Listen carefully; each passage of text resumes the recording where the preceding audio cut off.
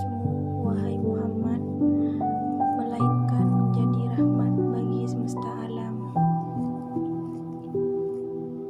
Pendidikan Islam lahir dan berkembang bersamaan dengan diwahyukannya Islam sebagai agama samawi terakhir kepada Nabi Muhammad SAW pada masa pertumbuhan, yaitu ketika Rasulullah selesai menerima wahyu pertama dengan wahyu kedua sebagai awal terbukanya gerbang peradaban umat manusia.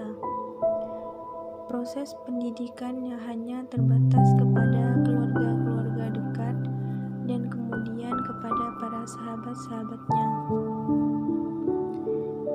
Ahmad Mustafa Al-Marawi dalam tafsir Al-Marawi menyatakan bahwa Rasulullah diutus dengan membawa ajaran yang mengandung kemaslahatan di dunia dan akhirat.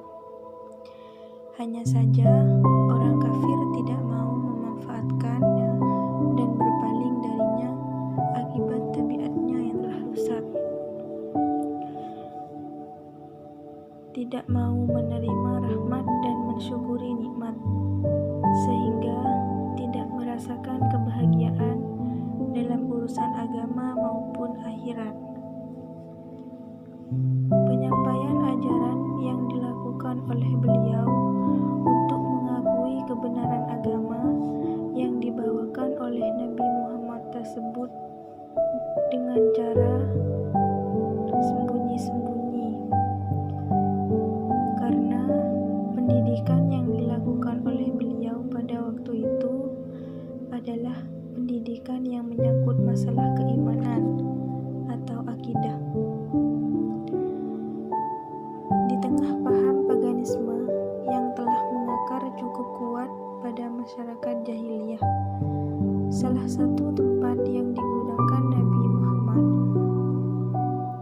untuk proses pendidikan tersebut adalah di rumah beliau. Setelah dilakukan kurang lebih 3 tahun, proses penyebaran Islam dilakukan secara terang-terangan dan meninggalkan cara sembunyi-sembunyi yang dilakukan di sebelumnya. Rasulullah merupakan rahmat.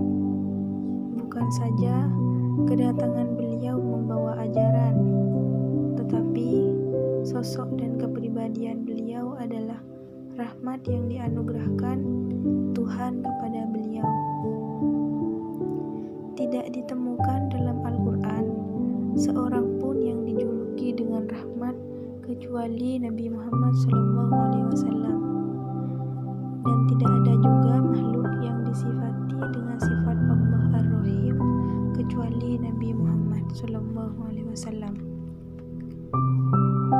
Hal ini sesuai dengan firman Allah dalam Quran Surah At-Taubah ayat 128 yang artinya, demi sesungguhnya telah datang kepada kamu seorang Rasul dari diri kamu sendiri. Berat terasa olehnya apa yang telah menderitakan kamu, sangat